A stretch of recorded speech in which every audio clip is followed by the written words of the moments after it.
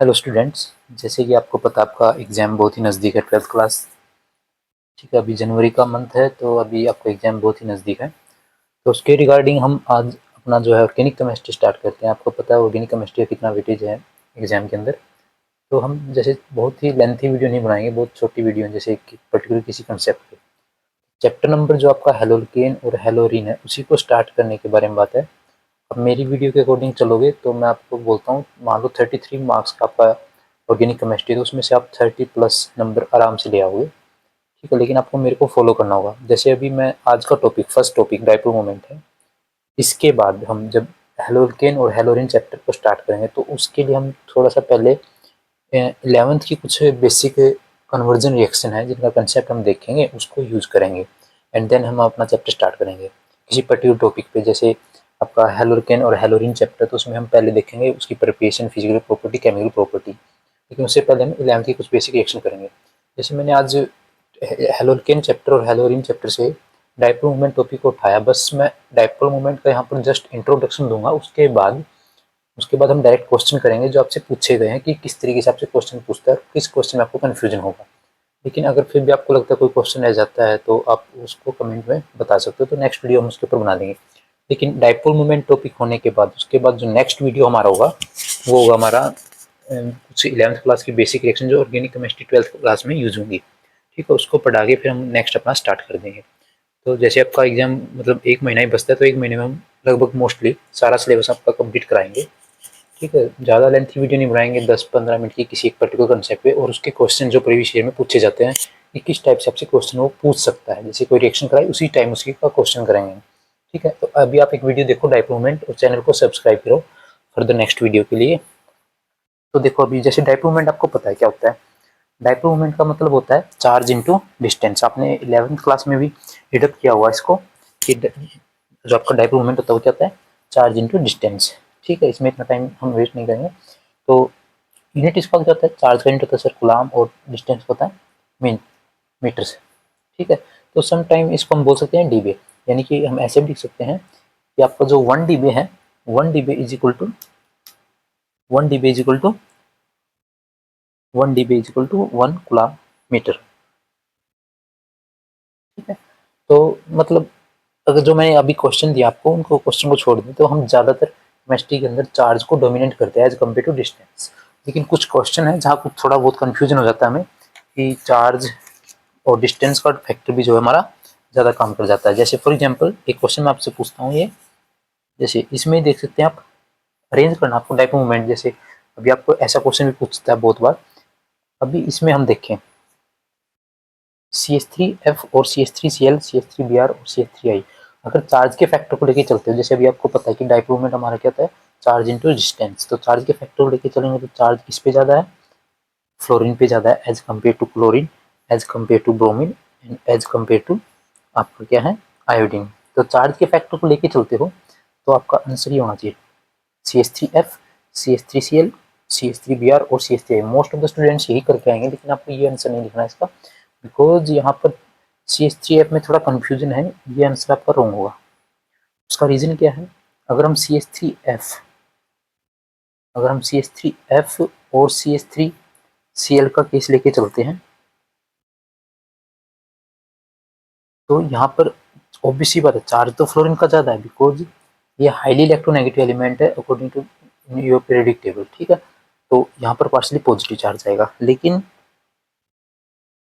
लेकिन इस केस में CH3Cl के केस में हम डिस्टेंस का भी फैक्टर देखते हैं, दोनों का अगर सम अप करते हैं डिस्टेंस और चार्ज का, तो CH3Cl is more prefer as compare to CH3F। तो डाइपोल मोमेंट जो आपका CH3Cl का ज़्यादा है। लेकिन आप ये बोल सकते थे कि CH3F का पोलर नेचर ज़्यादा है as compare to CH3Cl, because उसका हाई इलेक्ट्रोनेगेटिविटी है।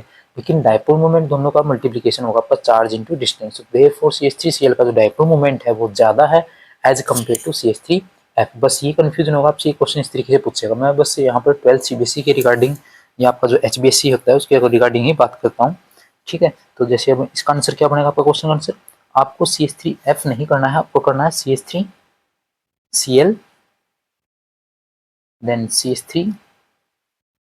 बस इस बात का यहाँ पर ध्यान रखना। उसके बाद आपका ऑर्डर बिल्कुल सेम। उसके बाद जो है आपका डिस्टेंस इतना मैटर नहीं करता, CH3Br एंड देन आपका जो CH3 यहाँ पर चार्ज का इफेक्टर काम करेगा, लेकिन इस केस में CH3Cl का इसलिए प्रेफर देंगे क्योंकि दोनों का जो मल्टीप्लिकेशन आएगा वो इस तरीके से आपका आंसर होगा। ठीक है, तो इस वीडियो में सिर्फ मैं डायपोल मोमेंट के बारे में ही बात करूँगा। नेक्स्ट वीडियो में 11th क्लास का जो भी आपका बेसिक कंसेप्ट जो रिएक्शन है, कन्वर्जन है, जो हेल्प करेगा आपका 12th की ऑर्गेनिक केमिस्ट्री में, तो उसके बारे में बात करेंगे। तो चैनल को सब्सक्राइब कर लेना स्टूडेंट्स, क्योंकि आपका बहुत हेल्पफुल रहेगा। 33 में से मैं बोलता हूँ आपको 28 प्लस ही मार्क्स आपके आएंगे अगर आप मेरे को फॉलो करते चलते हो। तो केस स्टडी वगैरह सब यहाँ से आपको इजी तरीके से बताएंगे। ठीक है, जैसे अभी एक क्वेश्चन दिया होगा आपका CH3F क्यों कम है एज कम्पेयर टू दैट। उसके बाद जैसे यूनिट वगैरह आप देख लोगे 11th क्लास में, 12th क्लास में सॉरी, जो आपका फिजिक्स है वहाँ भी बहुत सब बात देखते होगे। CCl4 का जीरो डायपोल मोमेंट क्यों है।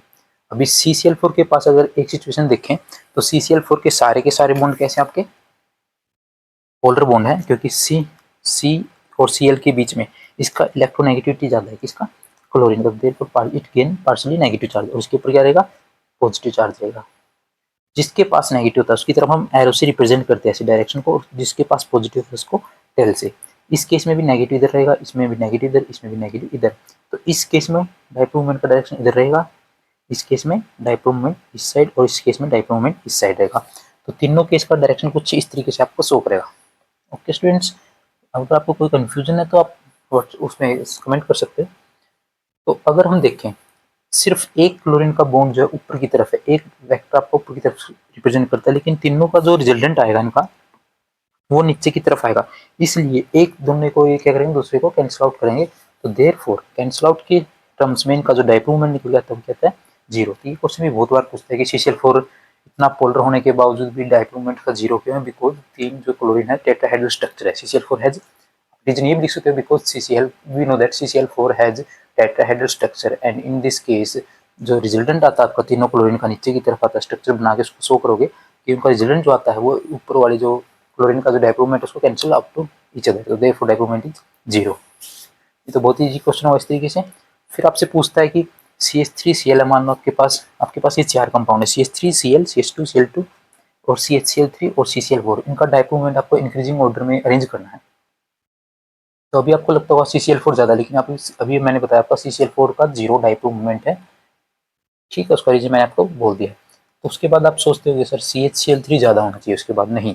उसका देखो मैंने स्ट्रक्चर से एक्सप्लेन करने की कोशिश की स्टूडेंट्स, थोड़ा सा समझते हैं इसको। अब CCl3 में देखते हैं, इसका ऊपर की तरफ, इसका रीजन अभी बताया मैंने आपको, बिकॉज इसका इलेक्ट्रोनेगेटिविटी ज़्यादा, because it gain negative charge. जहाँ नेगेटिव चार्ज होगा वहाँ आप एरो ऊपर की तरफ रिप्रेजेंट करोगे, इस केस में इसकी तरफ और इस केस में इस तरफ। अगर इन दोनों को देखें तो एक दूसरे को क्या कर रहे हैं, कैंसिल आउट। तो डायपोल मोमेंट सिर्फ एक क्लोरीन बॉन्ड के कारण आएगा। कार्बन हाइड्रोजन को हम थोड़ा सा नेग्लेक्ट कर सकते हैं, लेकिन अगर कोई एक्चुअली में पूछता आपसे कि कार्बन और हाइड्रोजन में इलेक्ट्रोनेगेटिविटी किसका ज़्यादा है, तो कार्बन का है। लेकिन इनमें इलेक्ट्रोनेगेटिविटी डिफरेंस बहुत ही स्मॉल है, इसलिए कई बार हम उसको नेग्लेक्ट कर लेते हैं। लेकिन रियलिटी में आपसे पूछता है एक्चुअली कार्बन और हाइड्रोजन में इलेक्ट्रोनेगेटिविटी किसका ज़्यादा है, तो हम बोलेंगे सर कार्बन का ज़्यादा है, कार्बन पे पार्शियली नेगेटिव चार्ज होना चाहिए, लेकिन यहाँ पर हम नेग्लेक्ट करके चल रहे हैं। ठीक है, तो यहाँ पर डायपोल मोमेंट सिर्फ एक क्लोरीन के कारण आएगा, ये दोनों क्या करेंगे, कैंसिल आउट। तो CHCl3 का ये केस है। अभी देखते हैं CH2Cl2, इसका रिजल्टेंट कुछ इस तरफ, इसका इस तरफ, इसको नेगलेक्ट करते हैं तो इन दोनों का रिजल्टेंट कुछ इस तरफ आएगा, दो के कारण आएगा, यहाँ सिर्फ एक की वजह से है। तो इसलिए इस CH2Cl2 का, CH2 और Cl2 का डायपोल मोमेंट ज़्यादा है एज कम्पेयर टू CHCl3। अभी लास्ट, इसको तो मेरे हिसाब से बताने की जरूरत नहीं है, बिकॉज मैंने अभी बताया था इसका डायपोल मोमेंट कितना रहेगा आपका, जीरो। ठीक है, इसमें देखते हैं, इसमें सिर्फ एक क्लोरीन है तो इसकी तरफ एरो रहेगा। हाइड्रोजन को मैंने अभी बताया कि आप नेगलेक्ट भी कर सकते हो, लेकिन अगर देखते हो कार्बन की टर्म्स में तो थोड़ा सा कार्बन की तरफ ही शिफ्ट होगा। तो ऊपर दोनों के केस में, और ये तो कैंसिल आउट ही करते हैं एक दूसरे को, तो इस केस में ज़्यादा बनता है, इसलिए आपका आंसर जो होगा, रेंज ऑर्डर जो आपका बनता है इसमें, वो एक क्लोरीन ज़्यादा है as compare to CH2Cl2 and as compare to CHCl3। तो बच्चे, बहुत सारे बच्चे क्या करते हैं, CCl4 को ज़्यादा करते हैं और कहते हैं इसको इस तरीके से करते हैं। तो इस पे एक क्वेश्चन आपका CCl4 इस तरीके से, एक क्वेश्चन मैंने अभी बताया था आपका CH3F कम है एज कम्पेयर टू CH3Cl। आपसे ऐसे भी क्वेश्चन पूछ सकता है which of the following has highest dipole moment, तो उसमें बच्चे, बहुत सारे बच्चे CH3F को कर देते हैं, वो नहीं करना आपको। ठीक है, बस मैं पॉइंट टू पॉइंट बात करूँगा, एग्जाम के पॉइंट से हमारे पास जो भी क्वेश्चन बनते हैं। ठीक है, फिर भी आपका कोई डाउट रहता है तो पूछ सकते हो। ठीक है, एक क्वेश्चन एरोमेटिक कंपाउंड पे भी आ सकता है आपका डाइपोल मोमेंट के ऊपर, जैसे ये है। ठीक है, इस क्वेश्चन में देख लेते हैं स्टूडेंट्स क्या प्रॉब्लम है। अभी आपको थोड़ा सा एरोमेटिक कंपाउंड है जैसे बेंजीन है, तो उसके बारे में थोड़ा सा पता होना चाहिए कि ये फर्स्ट पोजीशन, ये सेकंड, ये भी हो सकता है और ये भी हो सकता है। जो आप मर्जी आपकी चूज कर सकते हो। मैंने ये ले लिया second, third, fourth, fifth, sixth. तो फर्स्ट और fourth position is called para position. First और फोर्थ को para, para is para naming जो आप कॉमन नेमिंग में यूज करते हैं। सेकंड और सिक्स्थ को हम बोलते हैं ortho position, and third comma fifth is called Meta position. थोड़ा सा पोजीशन को जस्टिफाई होना चाहिए। ठीक है, अभी जैसे मैंने इसको लिया फर्स्ट, इसको लिया सेकंड, इसमें हम बोलेंगे फर्स्ट, सेकंड, थर्ड।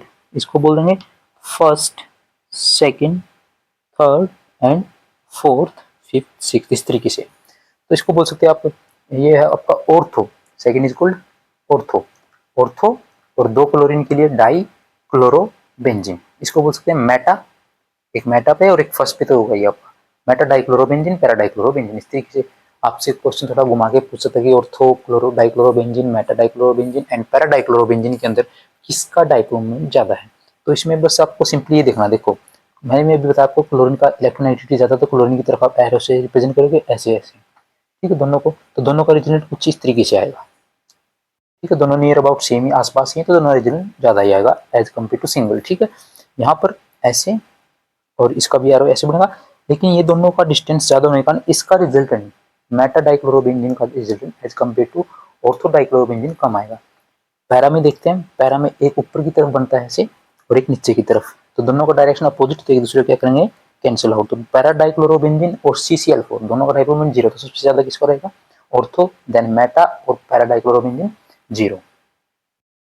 स्टूडेंट्स, तो इससे पहले एक क्वेश्चन किया था हमने, CCl4 का भी जीरो, पैरा डाइक्लोरोबेंजीन भी जीरो होता है, तो थोड़ा सा इस बात पे आप फोकस रखोगे। सिर्फ मैंने डाइपोल मोमेंट के वो क्वेश्चन कराए हैं, अगर फिर भी कोई क्वेश्चन आपका मिस होता है, अगर आप पूछना चाहते हो तो कमेंट पास कर सकते हो। ठीक है,